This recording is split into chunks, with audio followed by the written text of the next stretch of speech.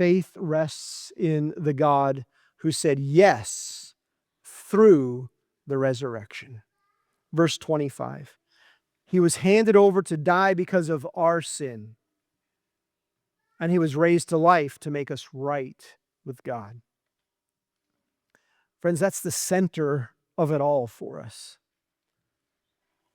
The cross looked like the ultimate no, right? The enemy thought he had won, that he had overcome. I took care of the problem. It's been eliminated. Jesus was arrested, beaten, crucified, buried. From every visible angle, everything said no. But then God shows up with that decisive, that clear yes. Yes, the payment for your sins has been accepted.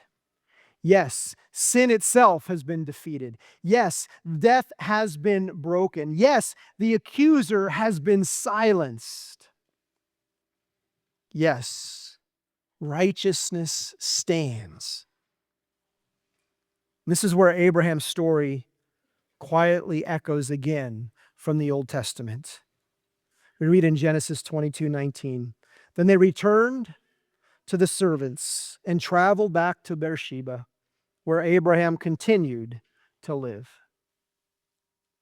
Kind of an anticlimactic ending, isn't it? He just gave him his son a second time.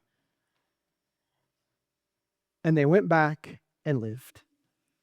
Day to day, moment by moment life. In a sense, he has received back from the dead this son. But again, that's only a shadow of what we know comes. And 1 Corinthians 15 tells us plainly, if Christ had not been raised, this is all useless.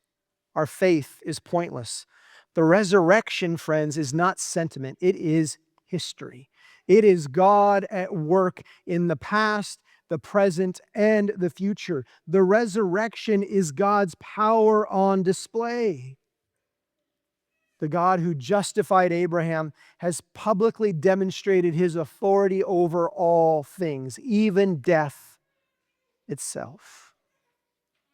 And that means this: when everything in your life says no, look to that empty tomb because it's already spoken. The cross looked final, but resurrection rewrote the ending.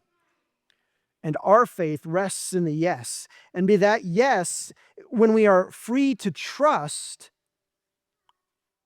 is what carries us through. So when the enemy says no, we look to God and say, no, he has said yes. I'd like to invite the worship team to come up. I kind of imagine Abraham and Sarah standing in front of that mirror again. The wrinkles are still there. The age is still in their faces and their bodies. They know their limitations. They feel the weight of time. They're old, even by today's standards, right? Anybody here 100? Everything visible whispers no. And yet beneath what they see, there's something that is deeper, that is true. A promise that God has spoken. A verdict that's already been declared. A God who brings life from death.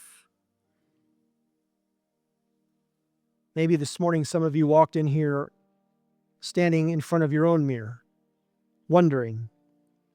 You see the diagnosis, you feel the pain of a strained relationship. You're feeling financial pressures. You feel stuck in an area of ministry or work. You feel like you're in a season that's just barren. And everything says no. But as we close Romans 4, we're reminded that no is never the final word. for those who trust the God who raises us from the dead. That Blueberry book